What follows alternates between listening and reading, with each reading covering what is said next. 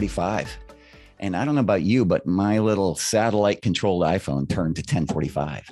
So friends, you are here. Today is fabulous. And Grace Jason Kim is with us.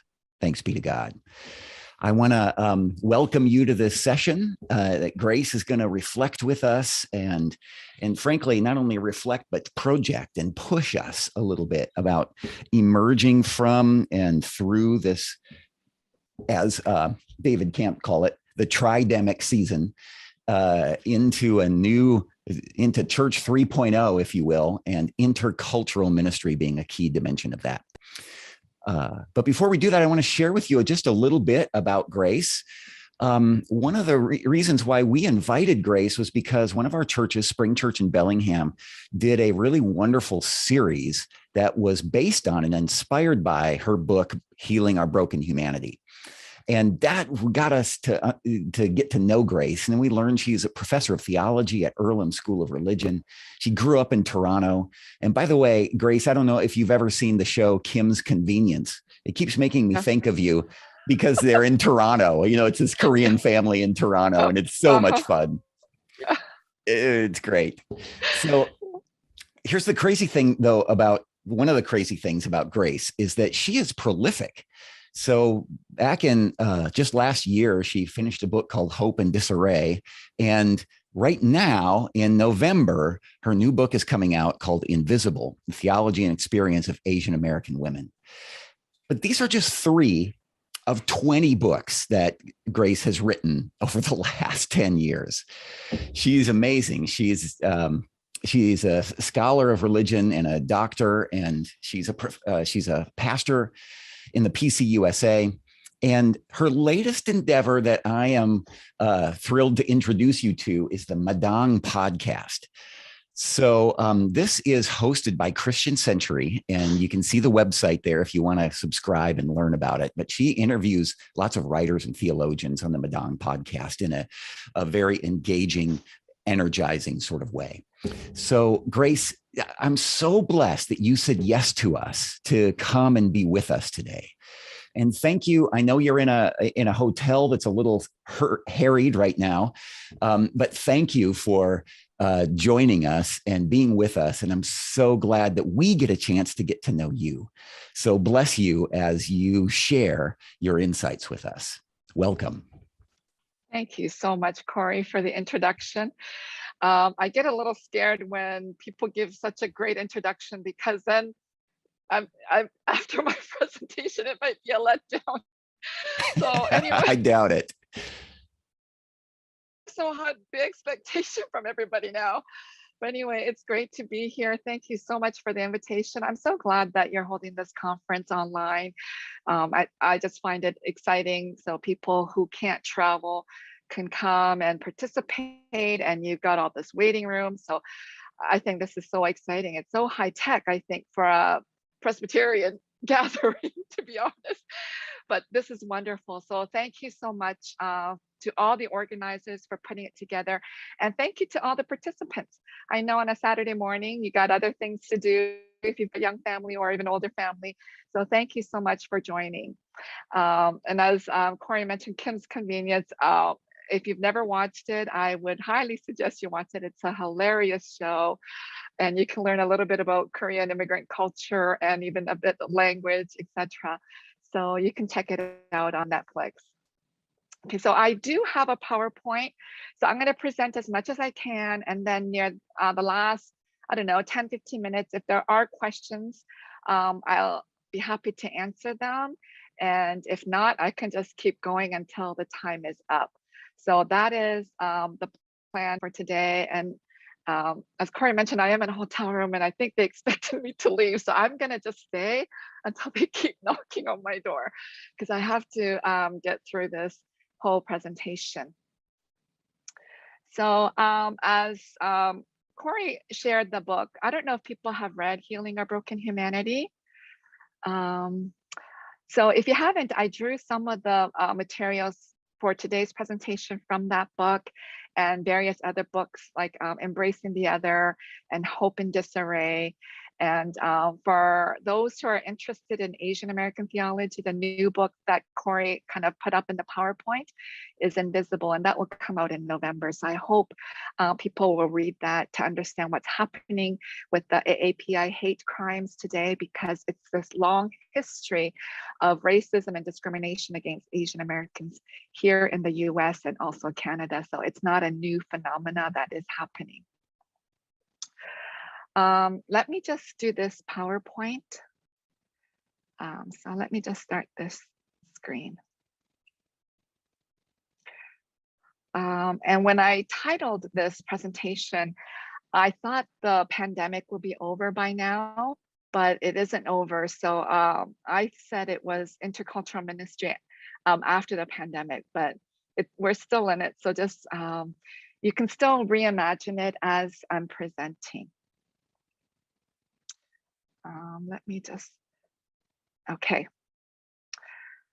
So this is the title, Intercultural Ministry. After the pandemic, we're still really in the middle of the pandemic. So some of the things that I share, I hope you can kind of take note and you can apply it now or after when the pandemic is over.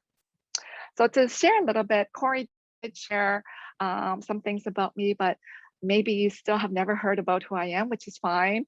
I was born in Korea, and I think there are some Korean participants here today, which is always exciting for me. And a picture of me and my sister and my mother. We immigrated in 1975 to Canada.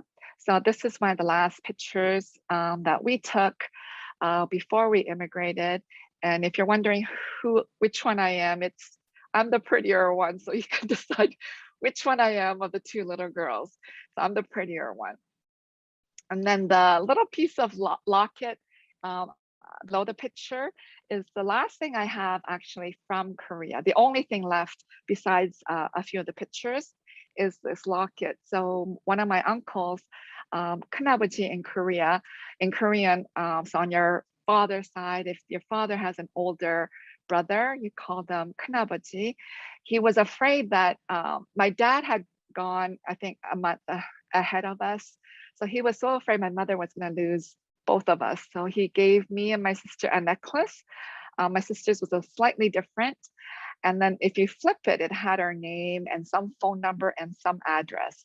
So in case we got lost on the plane. So back, right now we have direct flights from New York or Chicago or Seattle. Back then, we had to go through Hawaii, then to Alaska, and then to wherever. We landed in Toronto. So that's a little bit about me. So I was born in Korea, and then I grew up in Canada, and I came to the US in 2004 to start teaching here in the US. So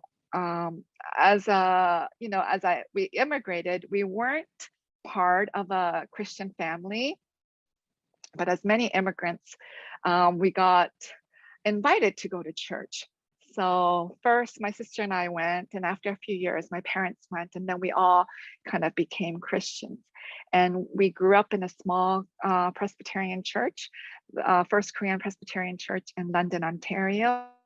So even though we landed in Toronto, we moved to London, Ontario, which is about 2.5 hours west of Toronto. And I grew up there until my high school years, and then we moved to Toronto. So during the week, my dad took us to many churches. So, on Sunday afternoon, we went to the Korean Presbyterian Church, but Sunday morning, I went to a Baptist church. And then Sunday evening, I went to another Baptist church. It was a Sunday night worship. And then Wednesday nights, I went to some fellowship. Friday nights, we went to some missionary alliance. So, I had a lot of church. And, now that I'm an adult, I think mostly why my parents, particularly my dad, lugged my sister and I to all these different churches was for them, it was like a free English class. So, we were immigrants, we couldn't speak English very well. So you would go to church and then you would have to speak English. So for them, they kind of looked at it as a free English class, and we just obeyed our parents as they dropped us off in all these different churches. So I had a lot of church kind of growing up. And for the Korean church, and I know we have some Korean pastors or elders or leaders in the church, the immigrant church is more than a house. It's more than a house of worship. It is a place where we can teach our children Korean history and culture and language. You can share your ethnic food, share some ethnic holidays together, and you can maybe find employment or school or just other information. So the church is a little bit more than just a house of worship. It becomes a socializing club. It becomes a place where you can meet new people and make new friends. And that was the atmosphere that I grew up when I grew up in the Korean Presbyterian Church in London, Ontario. And now I think we are living in a time of immigration, migration. This whole American society is an immigrant society. Everyone besides the Native Americans are immigrants. Doesn't matter where we came from, but we are all considered immigrants. The majority are white Europeans or white people today. So people like myself, Asians, we are marginalized. We are about 6 or 7% of the US population, Hispanics a little bit more, and then Black about 13%. So we are kind of in the margins, but sometimes, it's in the margins that there can be creativity, a way for God to use us to bring healing and hope. And particularly during this time of pandemic, where so many people are losing hope in politics, even from religion and church, because many of us are not able to worship face to face. And even other activities, family activities, it's really, really hard to meet people and to kind of go back to our old ways because we are still in this time of pandemic. But when we think about doing Christianity or thinking theologically or being a Christian when we are marginalized, when we are in the margins, God sometimes uses those in the margins to help us to become new and different and life-giving. So I think in today's session, it's very short, 1 hour. I'm hoping that we can kind of reimagine how church can be. I'm assuming that majority of the participants are Presbyterian, though I kind of advertised it to different groups and I said people are welcome. So I welcome those who may not even be Christian today. I think even in scripture, Jesus calls us to reimagine the church as a new humanity in Jesus Christ.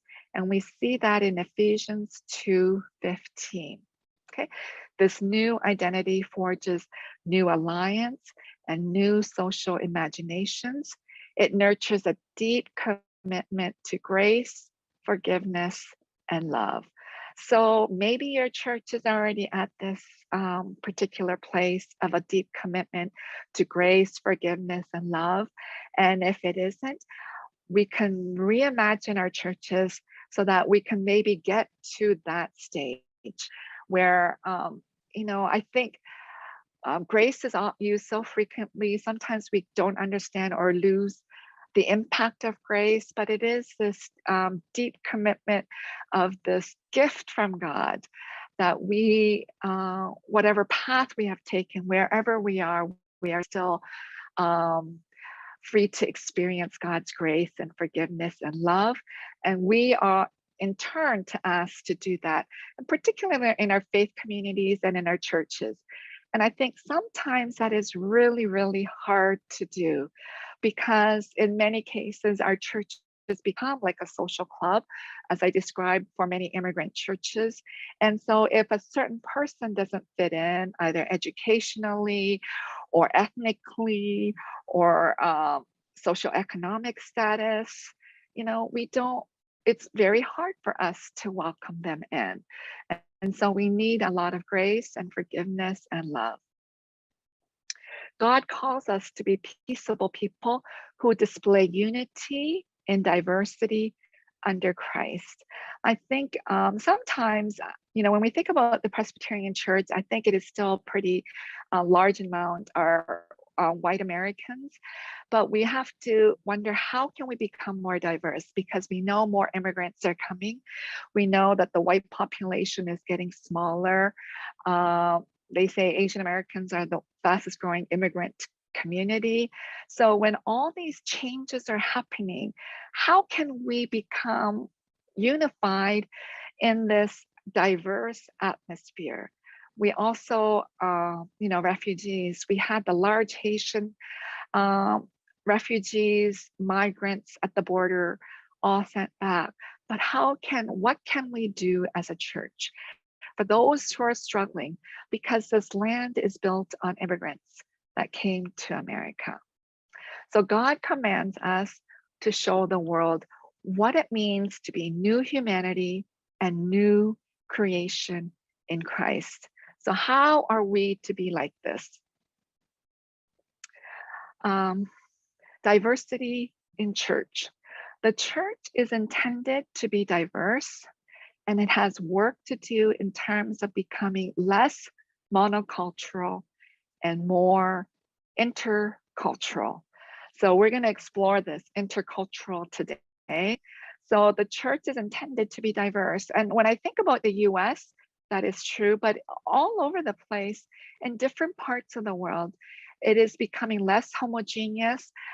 We have climate refugees, political refugees. People are moving, family reasons, religious reasons. And so we are becoming a smaller, globalized kind of world where our neighbors may not be the same as us. So when we think about church is intended to be diverse, and it has work to do in terms of becoming less monocultural and more intercultural. Okay, Scott McKnight says, we are a fellowship of difference. So Christian life is a fellowship, a life together and enjoying difference. We are to kind of welcome difference, accept difference, and enjoy difference. So fellowship of difference. It's a kind of a new kind of phrase, but I think it's a welcome phrase. How can we fellowship and be a fellowship of difference in this diversity, in this diverse church that we are going to keep becoming? The churches that you may be part of or maybe leading or worshiping in today and throughout the year may not be diverse, but it will become more and more because of the refugees and because of the immigrant situation. So Reimagining Church, we understand Christian life to be about love, justice, and reconciliation. We must be a community of diverse races, languages, and cultures. And I know sometimes it's really hard to do that. It's really hard to accept it. We get afraid. We get afraid of the unknown, or for those who look different from us, speaking different languages and cultures, we get afraid. But this is what we are called to do, to be a fellowship of difference, to reimagine church, and to understand Christian life to be about love, justice, and reconciliation. Reconciliation is a huge topic for us today. And I think there needs to be a lot of reconciliation that happens with the Native Americans, the Aboriginals, however you want to call the First Nations here, reconciliation with the African American community, a lot of reconciliation with people of color. So, that is something that we need to keep reimagining and rethinking as we think about church. Church is reconciling the world in Jesus Christ. God is calling every ethnicity, women and men, to join in that ministry of reconciliation, to be a multi-ethnic and redemptive. So we have to think about, God is calling everyone. It's not just Asians. It's not just Hispanic. It's not just the Native Americans. God is calling every every ethnicity, women and men, to join and become and be part of this ministry of reconciliation. So as I mentioned before, migration, immigration, refugees, all these things are happening. So we have to kind of reimagine church, rethink our ministry. How can we be the salt and light of the world in our neighborhoods, in our churches, our schools, and in our workplaces? And so I think we also have to think about interreligious. So as migration happens, people of different faith traditions are coming. So how do we engage in interfaith dialogue that is welcoming and embracing of each other? This is a big question for us. You know, sometimes it's conflicting with missiology, but you know, in our workplaces, we are going to have people of different faith traditions, and we have to be able to engage in a dialogue that is fruitful, that is helpful, that is loving and embracing. So this is an ongoing struggle for many of us in our churches, in our faith communities. How do we engage in this interreligious dialogue? And as I teach in seminary, you know, the seminary itself is becoming diverse, and we do require interfaith dialogue courses. And we also have people of other faith traditions coming to seminary. Some are Muslims, some are non-religious, just seeking spirituality, some are pagan. So even in a seminary student body, we have to be able to think about how we can relate to one another of different faith traditions. And so in the wider society, how do we do this? So this is something for all of us to think about.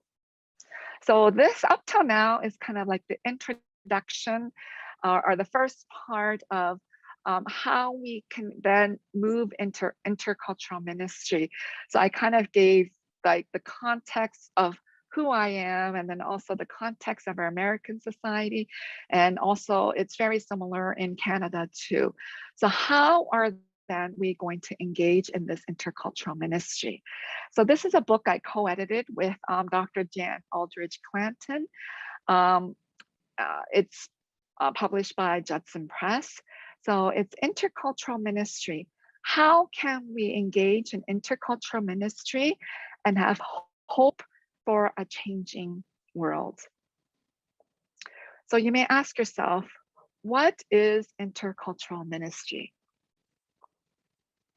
Intercultural is the interaction of people across races, ethnicities, and nationalities to learn to value and celebrate each group's traditions. Okay, so intercultural is this interaction of people across races, ethnicities, and nationalities to learn to value and celebrate each group's traditions. An intercultural approach is where people of different cultures have engaging interactions with each other. They develop strong relationships through the sharing of ideas and values and show mutual respect. So I want you to kind of reflect on this for a couple of seconds. I'm just gonna answer the door, I'll be back, but just keep this frame up.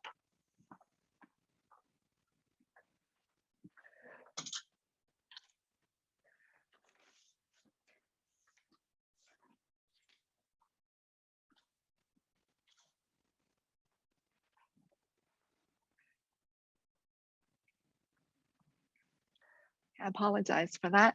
So intercultural.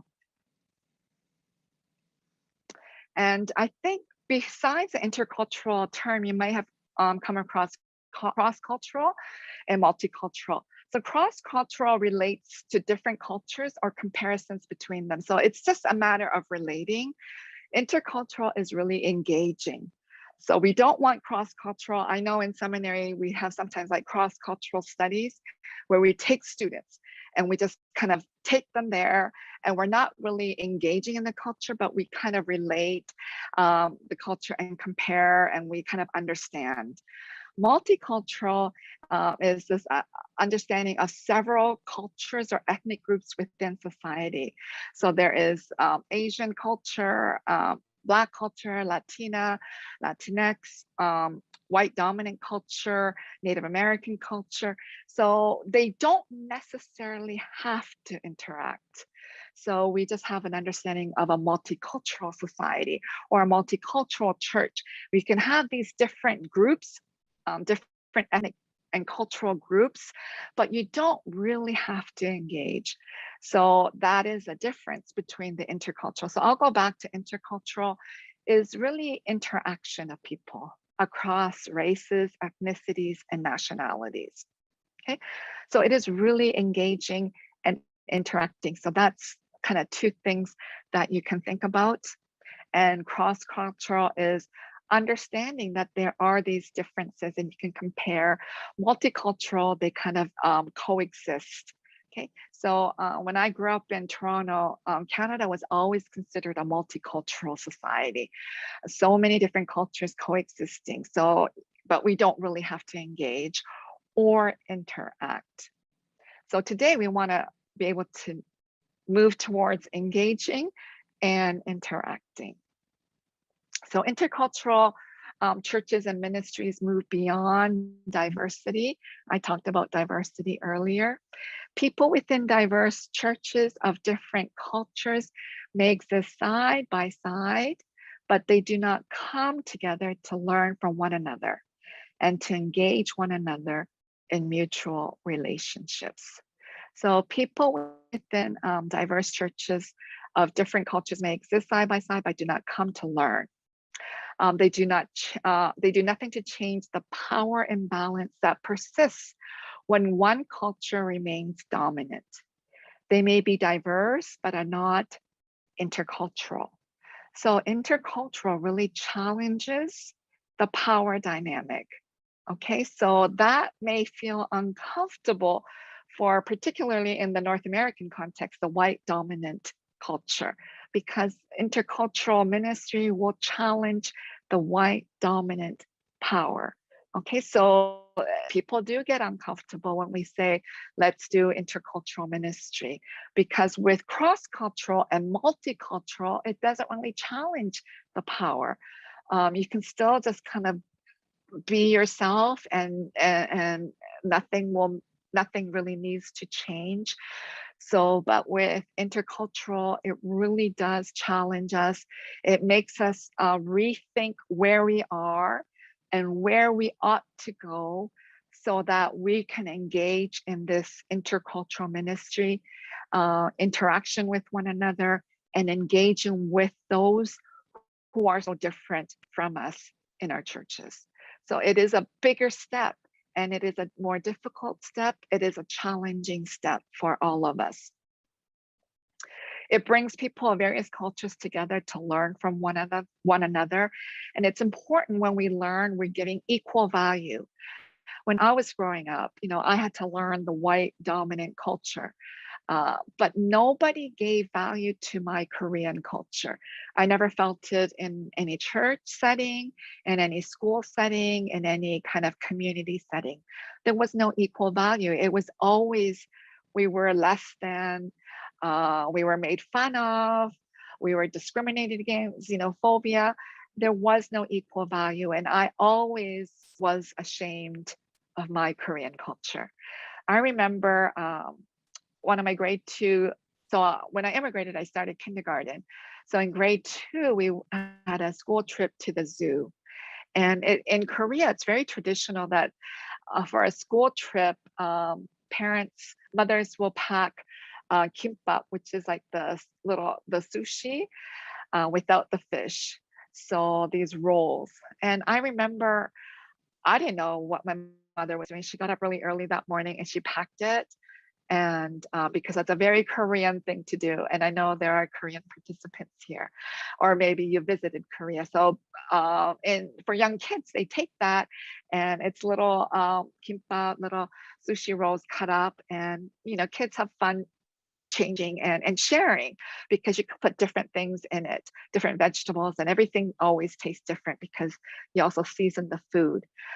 But my mother packed this, and I didn't know what she had packed, and it was lunchtime at the zoo, and everybody took out their sandwiches, and there I had this kimbap.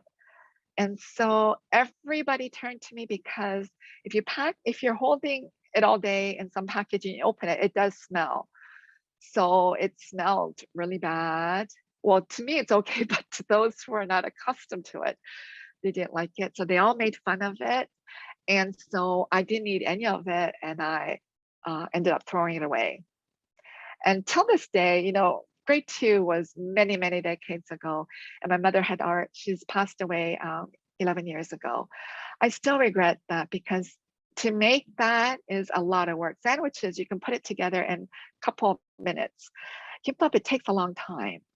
So she got up extra early to make that, and she put a lot of her heart into it and her love into it, and I just threw it out. So this intercultural, it's to give equal value and power to each culture, preserving cultural differences and celebrating the variety of cultural traditions. So this is a big challenge to many of us, and we get uncomfortable, and it isn't that easy when we want to give equal value and power to the different cultures that may exist in our churches, and celebrating these. And it can't just be on Black History Month or Asian Pacific Month or Native American Month or Latin American Hispanic Heritage Month. You can't just put it aside for one of these months. It is an ongoing thing. How can we celebrate? And as I said before, maybe your churches are dominantly still white, but that is going to change soon, because there's more immigration, and more of the immigrants are also attending churches. So we have to kind of rethink and reimagine. Intercultural churches and ministries are defined by justice, mutuality, respect, equality, understanding, acceptance, freedom, peacemaking, and celebration. This is a lot, and it is very hard for us to do this. It's hard for us to be just to one another, because we have ingrained in us some form of discrimination towards other people. There has this long history of social injustice here in North America. First, the genocide against the Native Americans, wiping nearly almost the whole population except for about 2% of the Native Americans. Then the enslavement of Africans for hundreds of years, the internment of the Japanese, the indentured workers of the Asian Americans, and taking of Mexican land and what we do to migrants from the South. So we have this long history. So how can we, earlier I did talk about reconciliation, it involves all of this. How can we have this reconciliation? How can we have justice and mutuality and respect? This is something that our churches, individual churches, have to unpack. Some different parts of the US have treated different groups differently. So each church that's listening today and at another time has to question their own community, faith community. What do we need to work on? How do we unpack all this social injustice that we have been participating in? Intercultural churches, people must be willing to leave the comfort zones of their own kind of separate traditions, ethnicity, and culture. For example, sometimes people enjoy the high church worship, which may be often associated with the white dominant congregations. Or when we think about more celebratory styles, which is often associated with African Americans and perhaps Latinx and maybe the Asian Americans, they must be willing to embrace different styles of worship. Because in some different ethnic cultures, it doesn't matter if you're Presbyterian or Pentecostal or United Methodist. The culture itself, if it is a very celebratory culture, that will override how white Presbyterians may worship, or white Pentecostals may worship, or white United Methodists may worship. So we have to understand these differences and how can we interact with one another and build relationships. How can they grow together and become transformed? So this is an ongoing thing that we have to ask ourselves. Intercultural church, are people welcomed in the church because they will revive the church and increase its numbers? Indeed, migrants can be a blessing. God desires to bless both migrant and host communities. And we see this throughout the scriptures. In the Old Testament, the Israelites were roaming and they were migrants going from one place to another. So we see the migration, we see how host communities welcome, etc. So we, whichever side you are on, welcoming, or you are the immigrant or the migrant or the refugee, how are we going to work together to build this intercultural church? One of the central migrant stories in the Bible is in the book of Exodus. People of Israel do not just leave Egypt, but march toward the land of the promise. And they also move from oppression to freedom. Okay? God's liberating salvation is not just about what they are liberated from, but also about what they are liberated into. Okay, so liberated from and liberated into. And this in Hebrew, the same root, I can't pronounce the Hebrew words, can mean to serve or to worship. How are we to serve one another as we worship God? How are we going to do this as people are being liberated? People are seeking liberation in US coming. The Haitians wanted a freer land and wanted to come, and then they were sent back. Exodus as a story of migration shows that God's mission in the world is to liberate people from a culture of oppression in order to form a worshiping community. So how can we have this worshiping community? So worship and intercultural ministry. A culture of oppression results from the absence of being in relationship and a lack of knowledge of the other. So I know, I was just watching TV the other day, and I think maybe some of you know Lisa Ling on CNN. She has her show, That's Life or Something Life. And she was just being interviewed on CNN saying her next segments are the Asian American community because of the rise of AAPI hate crimes. And she, in that interview, was saying she never learned any of this history of Asian Americans, what they endured here in the US. See, I grew up in Canada. So as a child in Canada, actually, I never learned about the Canadian immigrant history either. But I have 3 kids now. They're all college age or older. So they all started school here from kindergarten all the way up. They never learned any Asian American history either. I think histories that are taught are very selective and we omit a lot of things. So I think it's really, really important to learn about the different history so we can understand where people have come from, what kind of oppression that people experienced. And if I had a longer time, I can go through the different historical dates that are key to particularly the Asian American community, the level of oppression that Asian Americans experience. And we don't learn that. So part of this intercultural ministry in the churches is, hey, let's learn about each other's history, about each other's culture, and value it so we understand each other. Initially, the Egyptian pharaoh in Genesis shows hospitality to Jacob's family on account of Joseph, the forced migrant who saved Egypt from the famine. Pharaoh even gives them some of the best land in the kingdom. But as the book of Exodus opens, a new Pharaoh oppresses the descendants of Jacob because he does not know Joseph. So if you don't know the history, if you don't know Joseph's family, and you forget how Joseph's family helped the Egyptians, then this level of oppression can happen. But if we understand our history, so even a quick example would be the Haitians. The Haitians actually helped Americans when France came and they were kind of taking over the southern part. Haitians came. Haitians, I think, were the first liberated Blacks in the world out of slavery. So actually the Haitians helped. And if we understand our history a bit better, then we would have actually treated the Haitian refugees a little bit nicer and a little bit better, and maybe welcomed them as they were seeking freedom and seeking a new place to live and to raise their young families.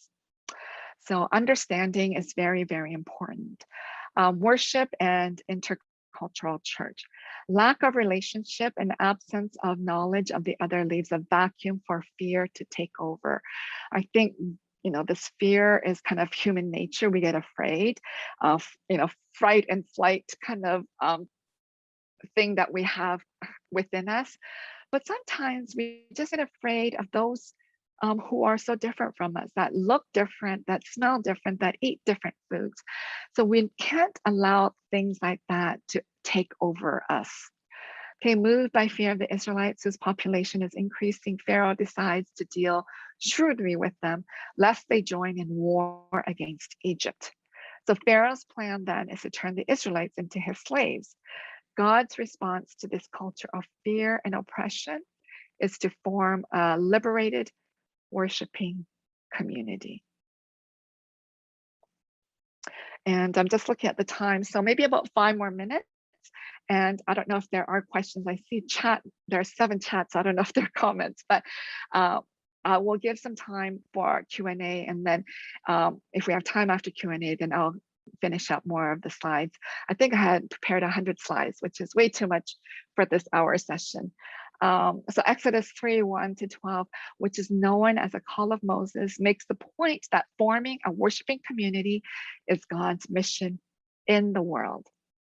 When God commissions Moses to liberate the Israelites from Egypt. So being an intercultural church requires a bold vision. I'm hoping that those who are listening today can create a new bold vision. Okay, how can we become this new community where there is justice and love and grace and mercy and hope and love? To really have this full vision, to embrace those who come into the church, to value each other's culture, ethnicity, their languages, their food, their heritage, the history.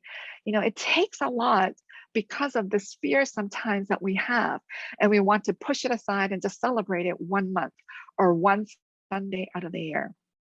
Being an intercultural church here and now should be inspired by the eschatological vision of Revelation 4-7, in which all believers from every tribe, language, and nation come together to offer their doxology, lament, and praise before God and the Lamb. So how can we worship together? This eschatological vision of Revelations 4-7, where people of different tribe and language and nation come together to praise God. How can we do that? You know, we are still very English dominated, but I know some denominations, I think PCUSA, we have created hymns, and we included some songs in different languages like Korean and some African language and Spanish.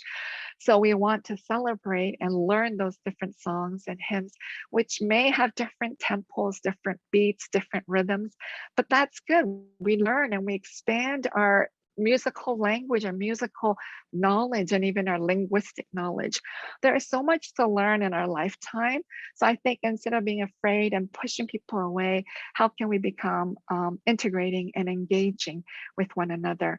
And maybe everything I've said you're already doing, which is good. It's just a reminder then, and maybe we can learn more of how you are doing this in your own congregations.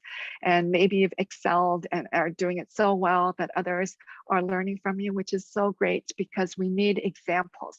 That intercultural ministry book, we included a few churches that are doing it really well, and you can read about it, and maybe your churches already today are doing it well. So I look forward to that conversation.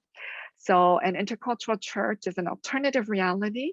It's a form of active resistance to the status quo. When we look at the life of Jesus and the ministry of Jesus, Jesus actively resisted the status quo.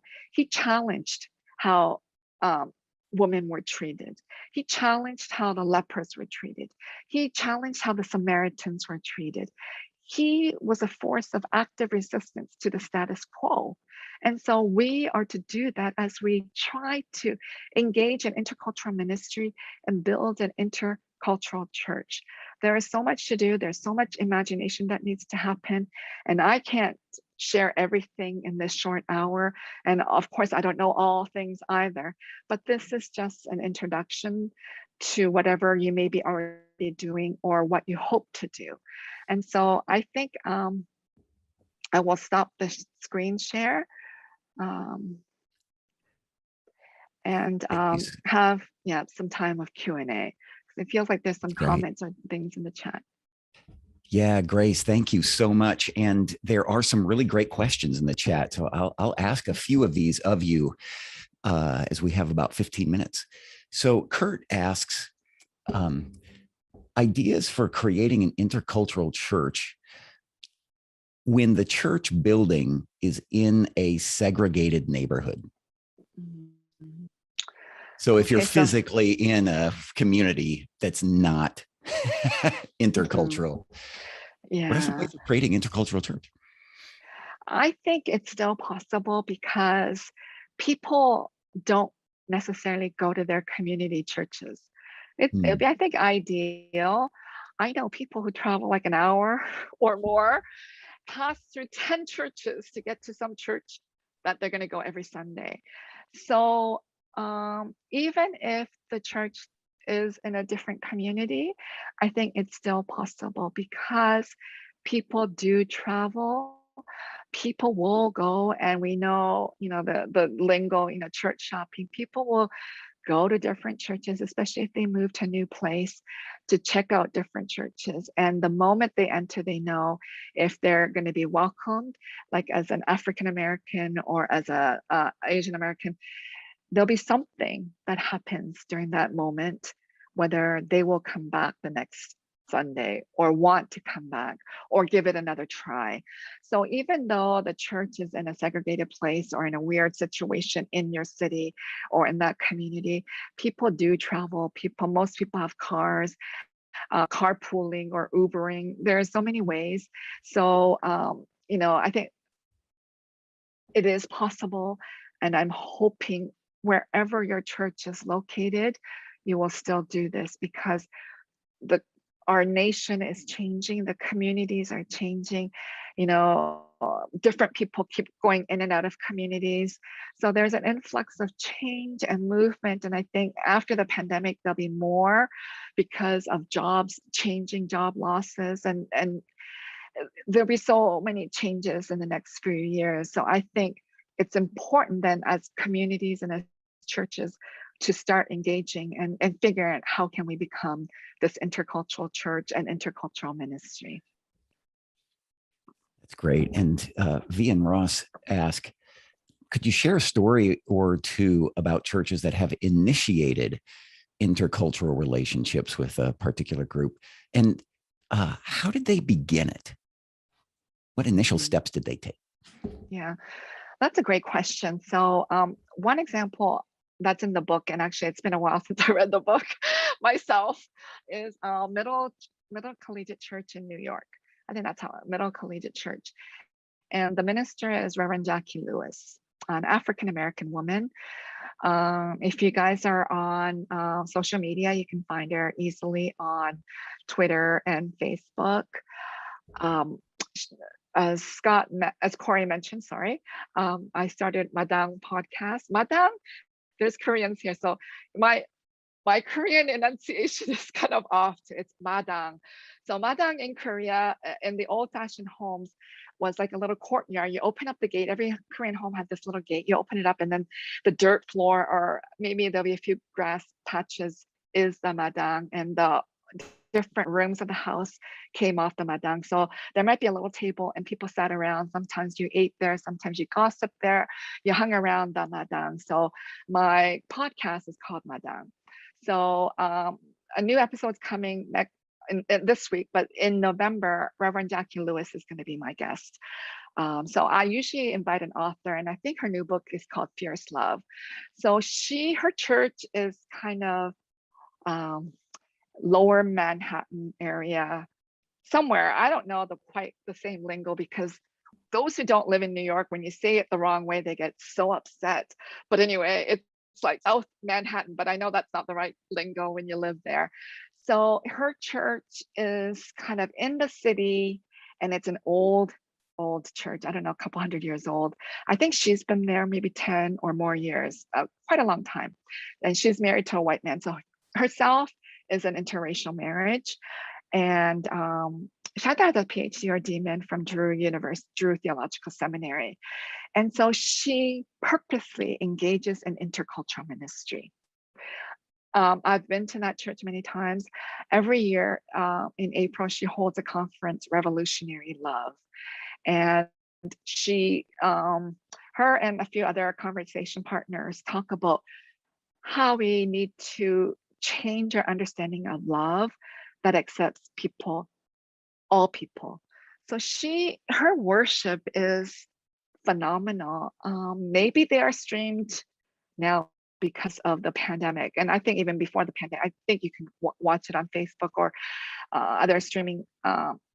But there are Blacks, there are Latinos, Asian Americans, gay and lesbian, trans, everybody is there in her church. I don't know the number, maybe a couple hundred people. The worship is full, and I know they have several worship periods throughout the day. And she has different people participating. Sometimes she has children reading.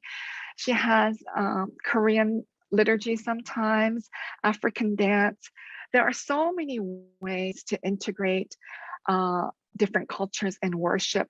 But I always think church cannot just be Sunday. It cannot just be this one thing.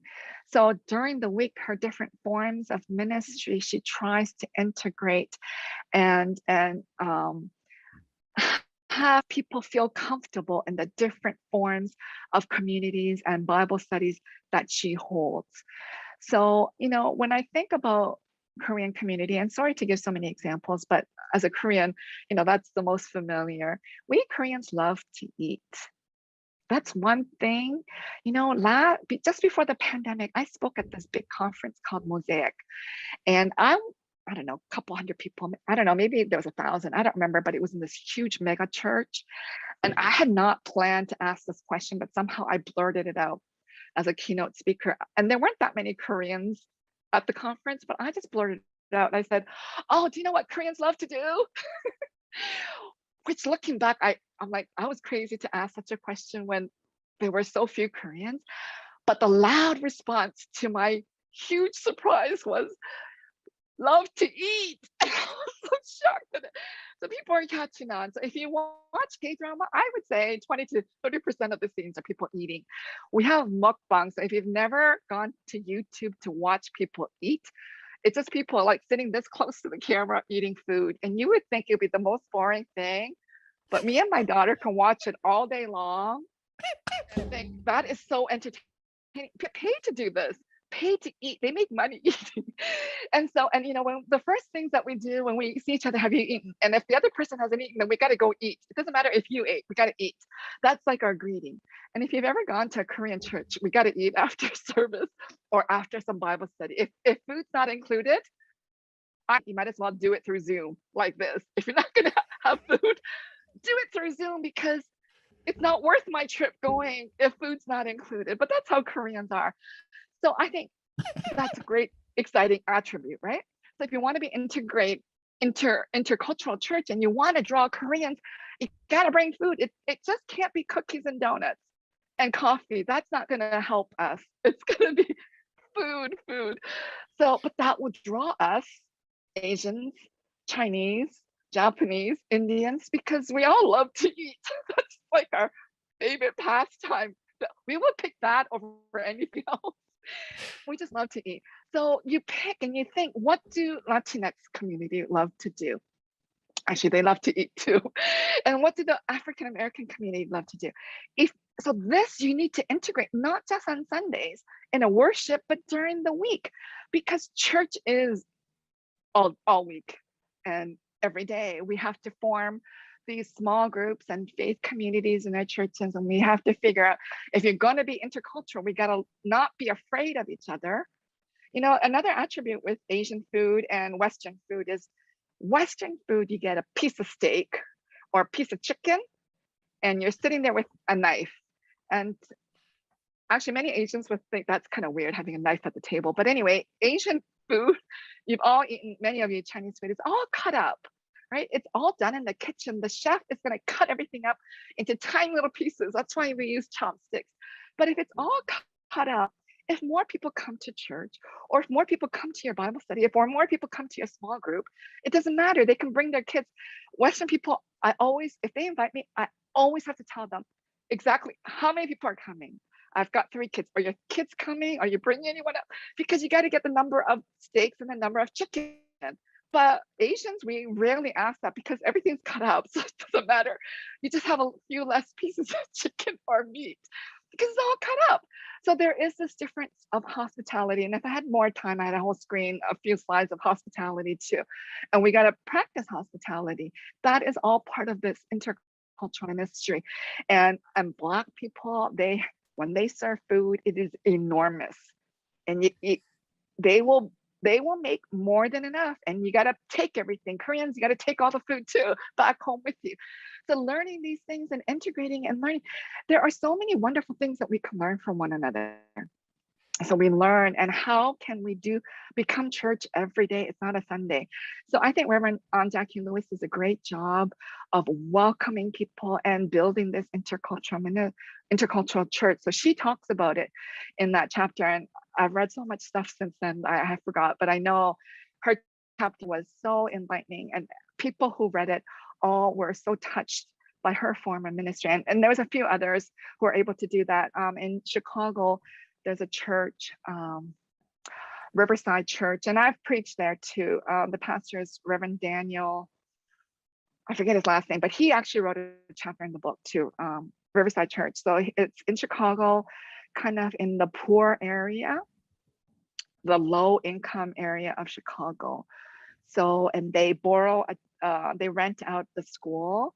So, you know, the neighbors come, many of them don't even own cars. It's a very poor area in Chicago, but he has this intercultural ministry. And I know he wrote a chapter for that intercultural ministry, and I can't remember if his was that or some other, because we gave everybody a different topic to write on. So I would say he does a great job. There are Asian Americans, there are Black people, Latinx community, a few wealthier people, middle class, but majority poor. So it is a very diverse church. How can you become church that way? And there are, you know, if we just look in the internet, I'm sure there's many other churches like that who are able to practice this and live this out. Grace, can I ask a little different? Yeah, can I ask a little different question? I love the emphasis on food, but we've got a few questions in here that have to do with language.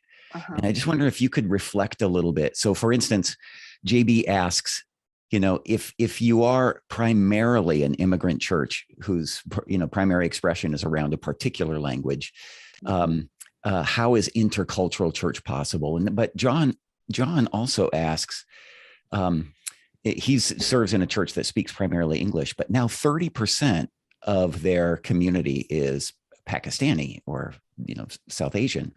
So what's important about incorporating their native language into elements of worship and other things? So could you reflect just a little bit on language and intercultural expression. So language is tough. And I think the older you are, the harder it is to learn a new language. And I think that's why the Korean immigrant churches particularly exist, because of the language barrier. So I think for a Korean congregation that's doing worship in Korean, Bible study in Korean, I think that is hard to become an intercultural church, because it's serving a very specific purpose for the immigrant community. But those immigrant communities all have children, and the children don't necessarily speak Korean. You know, that's one thing I hated. My parents dragged me to Korean school. I hated it. And then when I had kids, I dragged my kids to Korean school, kicking and screaming. I did it myself too, and they hated it. But it's hard. And the third and fourth generation, they're not going to be able to speak. So many of these immigrant churches also have an English worship service. And I think in that English worship service, I see Black people coming, I see white people coming, I see Latinx community coming. So I think for the English speaking part of the Korean immigrant churches, that's a possibility of intercultural, because majority of it is done in English, because the second, third, and fourth generation can't speak Korean. So I think the Korean, it's impossible because it serves a very important purpose, and I think it should continue to serve that. And Korean immigrants continue to come, and I think we need that language. But for the other, and then for the Pakistani immigrants, I think we can integrate and hire maybe a Pakistani speaking worship leader, pastor, or something, especially if 30% of the church, and it may continue to grow if you hire a leader who speaks Pakistani, so you could integrate it and have different ways of forming worship. And I think you can get really creative, and I think some of the younger folks can learn Pakistani. I think in this world, the more languages you speak, the better off you are. So you can teach your children. You know, us older folks, it's harder to learn. I can't learn another language at this point either.